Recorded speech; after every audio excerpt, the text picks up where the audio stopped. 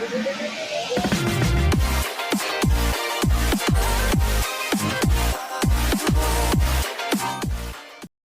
welcome everybody today to HIPcast bonus episodes. We are going to have a special treat today where we are going to talk to both candidates for Speaker-elect for the AHIMA ballot for the election that's coming up in July.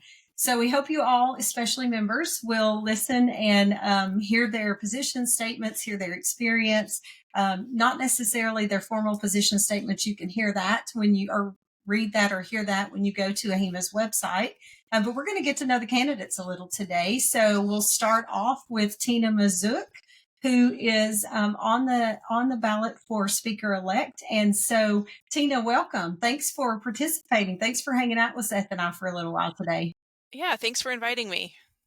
Well, I think Shannan nailed your last name. I said that I was not going to say it, so I'll just call you Tina, because reading is not my strong point, or pronunciation with this accent. So I will start with an easy question, and one that we often enjoy asking, which is, tell us about your HI journey. What brought you into this profession? How'd you get here?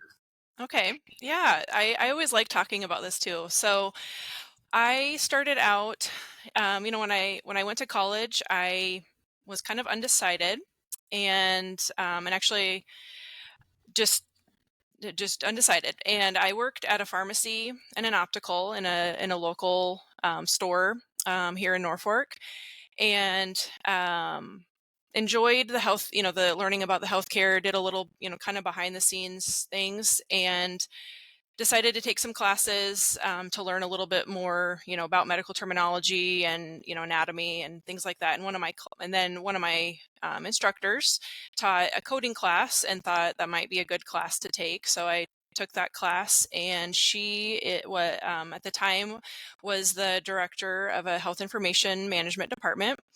Talked about her field, talked about, her job, what she did, and I said, that sounds amazing. I would love to learn more. So I ended up job shadowing with her. She was a phenomenal mentor. Just kind of took me under her wing, took me to meetings, and then I just said, so I finished up my degree where I was at, and then I, found out, where I could go to school to get the degree in health information management. There was a place in Nebraska that I went on to and got my bachelor's degree. And so since then, have worked in various positions in health information management. Before finding that, I did job shadows, and realized I couldn't do the hands-on patient care, which I think is common with a lot of people in the field.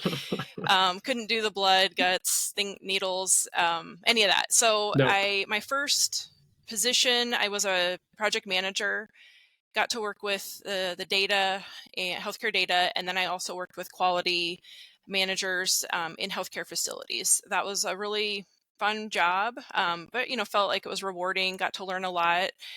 From then I went and worked at a small rural hospital in Nebraska. Got to do a variety of things there. I served as the HIM director, privacy officer, did a little bit with risk management, worked with quality improvement, and just kind of got my feet wet in a little bit of everything. And again, really enjoyed the position.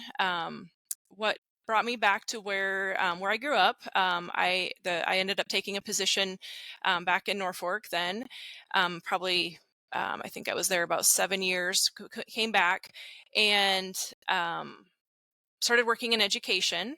And so now I feel like it's kind of neat that it's come full circle, that I get to teach people what I'm passionate about. And it's just a neat opportunity to be able to work with, a variety of people, whether it's, the students or their counselors or other people in the communities and individuals, and get to tell them, about this field. I feel like we're really a hidden gem that a lot of people don't know about, and kind of takes me, back to where I'm at in my position as an educator.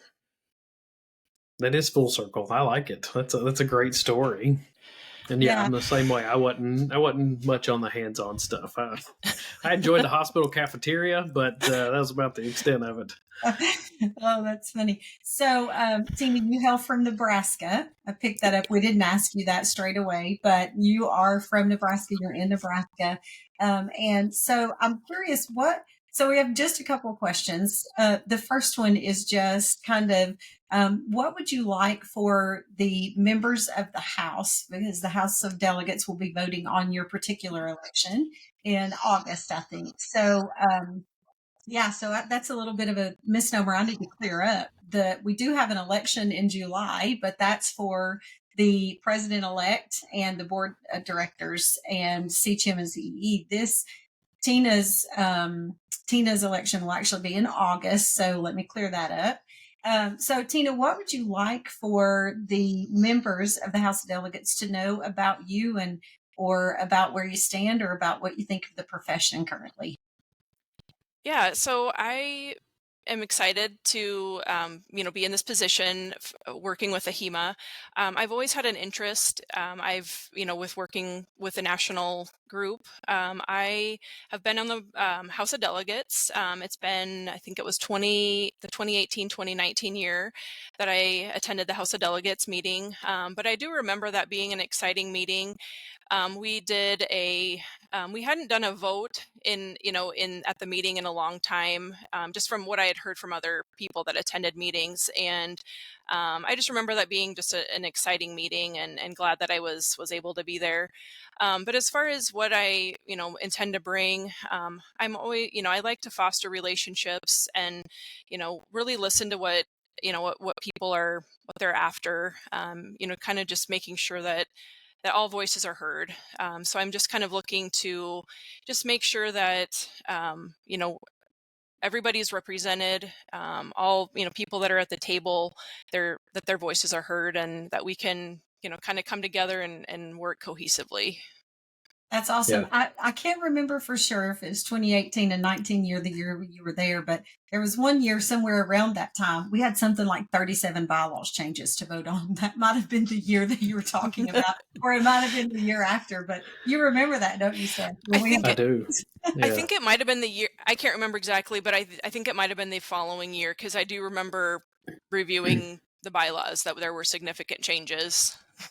Very good. But that's a good call out too for a lot of members that don't know the House of Delegates governs the profession, right? And they're there to represent the membership and then to provide that sort of oversight over the profession and the bylaws that AHIMA or AHIMA, I still spell it out because that's the way it was when I learned it. But AHIMA, of how they operate through the bylaws. So the House of Delegates plays a crucial role, and then the speaker role is that representation on the board.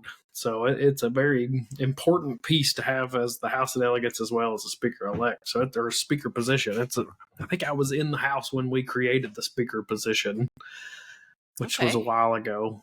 I'm starting to feel older and older. It was your first time in the House, not your I think it was my first time, yeah. Sure. Another area that I am passionate about, I have attended the AHIMA's Hill Day in Washington, D.C. I've done that a few times. I did it virtually during COVID, and I just always find that just a good experience. One, just to be able to get to advocate for our profession, and then to go to our our representatives and share with them, what it is that we do, and, kind of learning the why behind why we might ask for things a certain way, and what we really need to be able to do our jobs effectively. Yeah, there's nothing quite like the feeling of advocating in DC, or even at the state level with your representatives of Congress. It's a stellar opportunity. I'm really glad we get to do that. Yeah, and it's open to all members, right? So that's a fantastic opportunity for anybody to have the opportunity to go and, like you say, Tina, to go speak with the representatives, be on the Hill, be up there in DC, and trudge through the fun that is politics, and they will listen to us because they represent us, right? That's our representatives in Congress, and that's the role that you're seeking, is representing the members, and we appreciate that. So I guess any final comments of what you see the future holding for? Go ahead, Shannan. Shannan's got a final question here. It's related to the future, though. As long-term volunteers, servants for AHIMA and THIMA, Tennessee Health Information Association, and our local associations and different work groups and committees and opportunities, Seth and I are very aware of the good times and the bad times, right? We've been through some roller coasters. Anytime you have a governing structure, there's always roller coasters, and that's part of the checks and balances of how you govern something. So I won't call it partisan because we don't have parties, but it's kind of partisan in that we have the AHIMA Board of Directors, we have the AHIMA Association organization, and then you have the House of Delegates, which is really the voice of the members. So 3 different components here that kind of work in tandem to govern this profession fully, right? And execute on strategy, things like that. So having had your history with the House of Delegates, and now we have new leadership and a new CEO at AHIMA, what kind of creative or innovative ways do you see for communication to move forward in positive ways between the House of Delegates, the board of AHIMA, and also the association or the organization of AHIMA?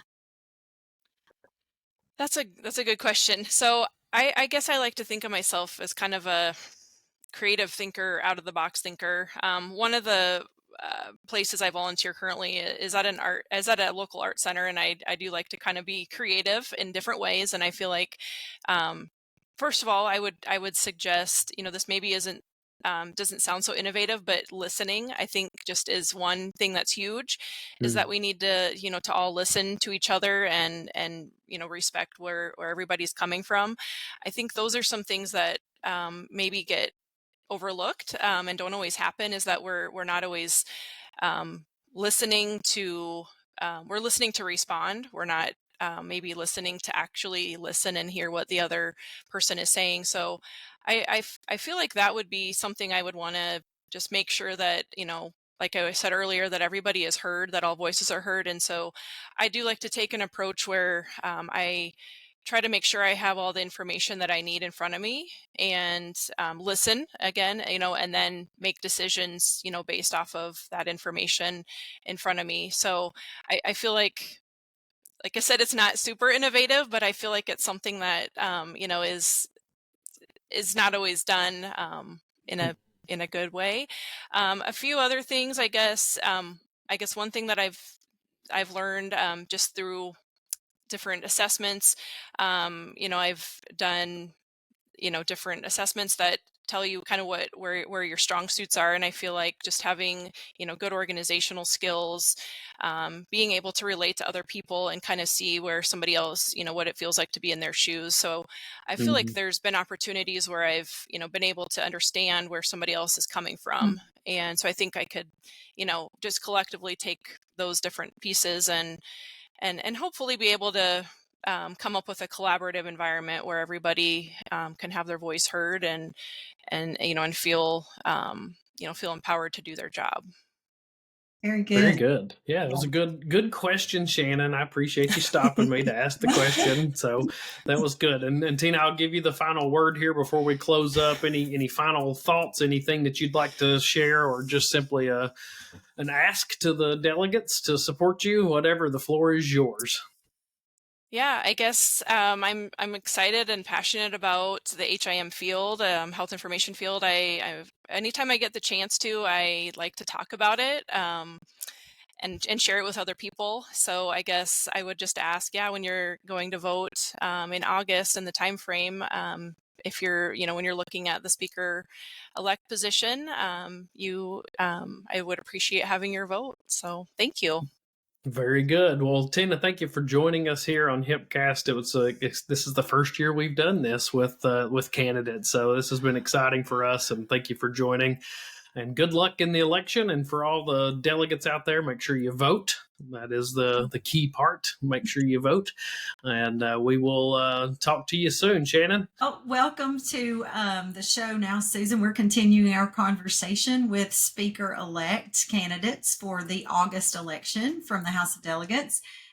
Earlier, I said the election's in July, and that's the general board election. But for speaker-elect, this is for August, and it will be the House of Delegates voting on speaker-elect as well as nominating committee members. So we are happy to welcome you to the show. So Dr. Susan Foster, hello. Hello, Shannan. Hi, Seth. Thanks for having me. Absolutely. Thanks for joining us, and thanks for having this conversation with the delegates and those that are voting for speaker-elect. That's a very important position. We mentioned in the last conversation that I was in the House when the position was created, so I'm starting to get a little bit of gray hair coming up the side of the head, and I used to be able to cut it out, but now it's getting to the point where I can't even cut it out with a buzz cut. So unfortunate, but that's okay. So we like to start off our first question to all of our guests, and even in this, our candidate episodes, of tell us your HI story. How did you end up in this crazy profession that is health information? Well, it's a quite long story, but I'll cut it short. I didn't start the health information career until well into my 30s. I'm a first-generation college student, the youngest of 8 children. My parents were traditionalists and almost too old to have a child whenever I came along. So I had no idea about what the profession was, and I didn't have plans for college. So I went straight from high school into a factory, and I was a sewing machine operator. I sewed those annoying little tags that go in the backs of your shirt that scratch your neck and everybody wants to cut out. Yeah, I did that. Then I also sewed Don Johnson jackets. Remember those when everybody wore the jackets and pushed up that was me. I did that. And then later on in the career, I sewed waistbands, elastic waistbands in shorts and pants. And I was the one that developed the waistband for Bobby Brown pants. I don't know if you know the singer Bobby Brown. Yeah. So it was my little factory in Monette, Missouri that we developed those and started sewing and selling them. Anyway, it was in the early 90s, and they closed the factory because of imports. At that time, it was happening all over the country.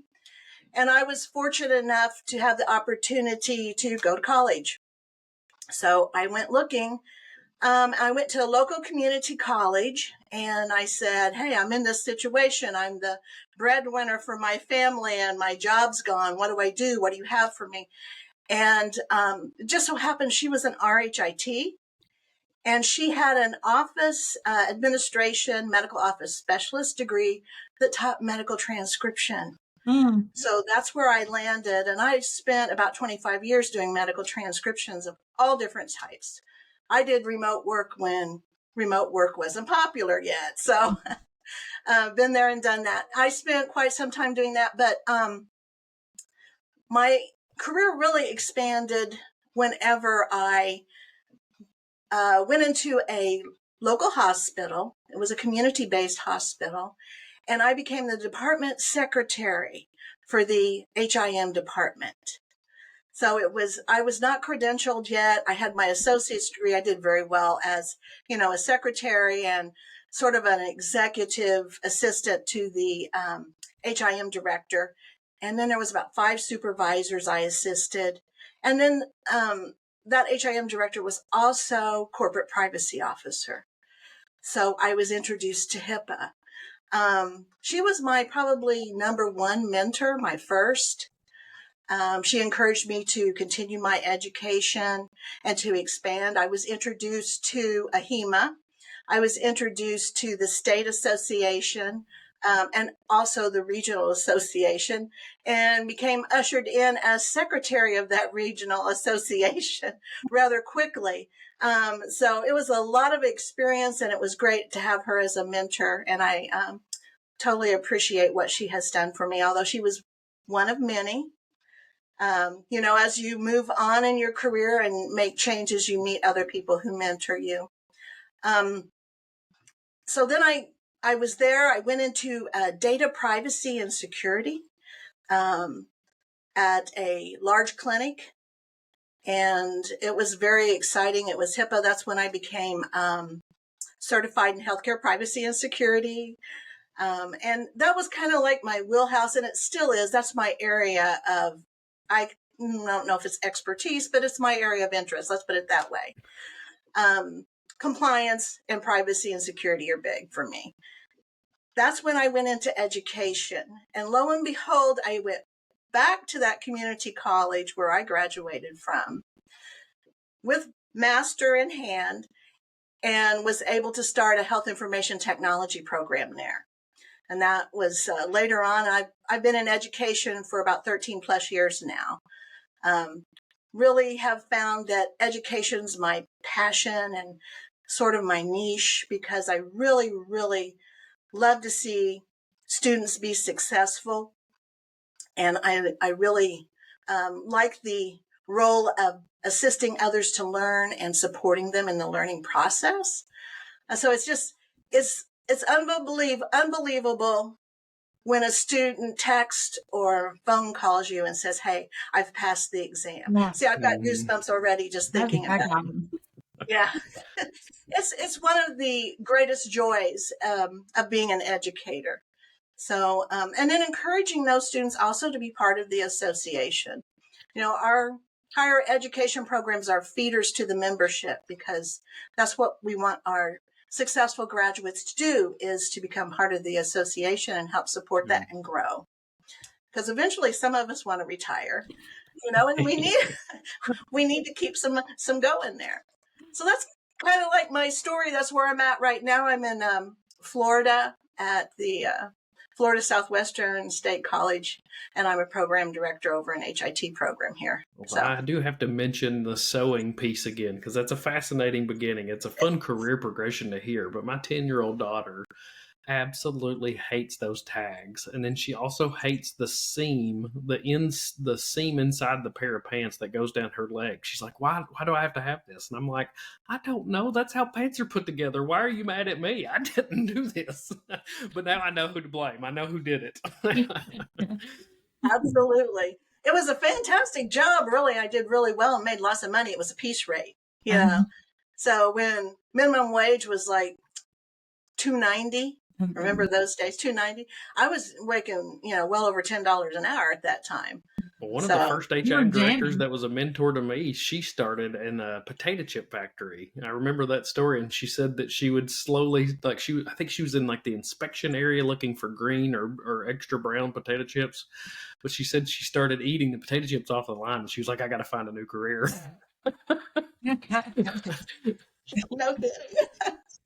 Well, listen, couple of things. One thing that you mentioned, first of all, thanks for, educating. We have several educators that serve in our profession in state, local, and at the national level, and we're grateful for those. But one thing that you said, you said so beautifully and correctly. And when I say this word, I feel all fancy and uppity. But you said niche, and I say niche. Love, I find my niche. So for anybody Southern listening, she means niche. Now I'm trying to think how I say it. You don't say niche, buddy. We do not. You don't say niche. So Susan, I'm curious. So we're you're going to be on the ballot for speaker elect for the August election. And what is important to you about the speaker elect position and the speaker position? And what do you want the members who will listen to this to consider? I think it's a very important role that if you really don't research it, you really don't understand what this person does. Speaker. I mean, I've attended. I was a delegate, so I know what happens there with the meetings and all those types of things, setting up the agenda and so forth and so on. I've done that a lot, having a role in the associations. So I understand that. But this is a bigger role than that, because not only is it supporting the leader as an speaker-elect, supporting that speaker, but then when you become speaker, also, you're also an ex officio on the board of directors. Mm-hmm. So you have that direct contact or line of communication with the board of directors who's making these important decisions for our membership. So I see it as a very valuable role between our leadership and our membership, kind of that connection there. And I really didn't understand that until I investigated the role and decided to run. And I don't think a lot of our membership really understands what that speaker does, or speaker-elect. Yeah, that's good. And I think one of the things we kind of spoke to earlier on this particular episode, kind of the structure of the governance of our profession. We have kind of three different, really four, but mainly it's three different kind of components here. We have AHIMA, the organization. We have the AHIMA board of directors, and then we have the House of Delegates. And the House of Delegates is the voice for the members. So if you're going to put a fourth there, it's the members, but really that representation is in the House of Delegates. And so if you're a person in health information who's never volunteered at the state level, that's kind of where you will learn more about this structure. We can know this as an individual contributing member, not doing any service at all, if we read the bylaws of AHIMA. But I don't know many people that go, "Oh, I just want to read some bylaws this weekend." Nice weekend read, involved. By the pool. Yeah. Sit by the pool with the bylaws. But getting involved, like you said, you had served as a delegate before, so you had an understanding of this governance structure. And one of the things for our members is, we don't always know, as an individual member, we don't always understand why decisions are being made the way that they're being made.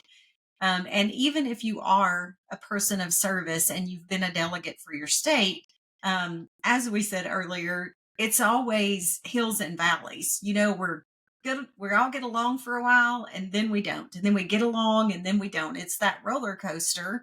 And that's kind of the checks and balances, right? That's how you get that partisan kind of, discussion and debate about that's the purpose. So, having been there long enough and served in some of those roles, Seth and I have seen both the good and the bad, as you have many times over, Dr. Foster.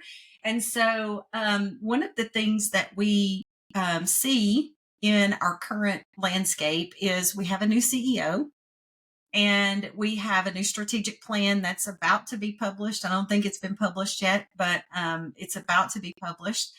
Looks very different than our last strategic plan. And we have a kind of a new direction that I don't remember seeing maybe ever in all of my involvement.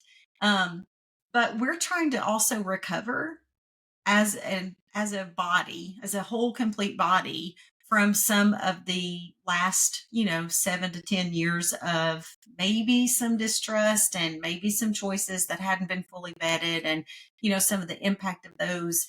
And we have a long way to go to gain that trust back. And I mean, I'm here for building that trust back, but it's going to be a hard thing to do. So what are some creative or innovative ways that you see in your role, if you were to be elected speaker-elect and then become speaker the following year? What are some creative, innovative ways that you see moving us forward as a cohesive kind of body, rather than having to stay in that place of friction? Although some friction we need to always have, right? But like for productive cohesion, what do you see for that? Oh, it like you said, Shan, it's going to be a arduous and long process, more than likely. I mean, that's just the nature of it. However, I think that there's several things that can be done and should be done. And I noticed that it's starting to happen. We had a town hall, remember? Mm-hmm. One of the things that I had requested to our president was, we need communication. There's a lot of rumor mills flying around out here, and membership doesn't understand or know what is happening. I said there needs to be some communication, open communication with the membership, so that you can address these types of rumors and settle them. And I was very happy to see that they're starting to do this. And I think that open communication needs to be continued in various different channels. The forums, the town halls, those are great, but there needs to be a lot more open communication between the House of Delegates and the board. I think there needs to just be more activity there as to knowing what is happening and why. And I'm a why person. Mm-hmm. I always like to know the why, because when you make a decision, you need to know who you're affecting. And that means everybody. So that's a lot of whys whenever you think about it. And I'm one for asking questions, and I don't think that there is ever a stupid question, because questions are needed to be educated. And we should all feel comfortable asking those types of questions. But yes, I think that, that open channel communication is important. But with that communication, you also have to have active listening. Yeah. Not just listening, I hear what you're saying, Right. but you have to be active in that, engaged in that listening, learning from that listening. Don't be sitting here thinking, oh, how am I going to respond to, what am I going to say? No, it's listen to what the person is saying. Maybe you need to verify it, confirm what they're saying, clarify what they're saying, so that you have a really good understanding, number one, what they're saying and why they're saying it. That's going to give you a broader understanding of the issues or questions or circumstances that are happening. Gives you better knowledge base then to respond. In the cases of if there's a decision, it's one of the collection of information that you take when you make those important decisions. So that's something that I think is vital, is being an active listener. And we all need to work on that. I work on that every day. And I've been teaching it for quite some time, but still, you have to really pay attention and avoid interruptions, respond appropriately, of course, yes. But active listening will foster those positive relationships, and that can help build trust. Another thing, you were talking about many different ideas and conversations, the differences. When we think about diversity and inclusion, I'm not just talking about what's out there and what people talk about now as far as DEI, and because you could go on and on about those kinds of things. When I think of diversity, I think of more than just your race, your gender, all those types of things. You have to think about what's the professional background, what's the level of the profession, what's the education level, where's the geographic, where does a person live? Because everybody's affected differently by that. Generations. Yes. Oof. We have a lot of generations in our membership. So let's not exclude any particular generation. So when you're making these types of decisions, you need input from a lot of different people. It's not as simple as it used to be anymore. And everybody has different points of views.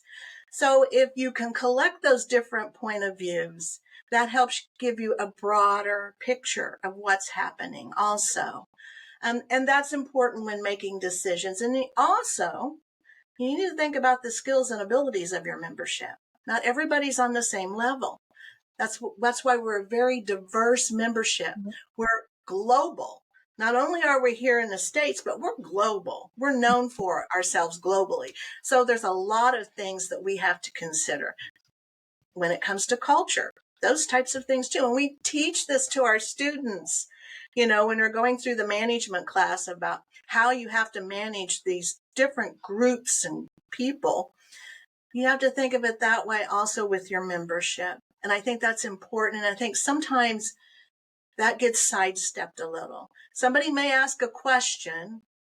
It may not seem important, but you need to address it because it might be important to them, not just thinking of yourself.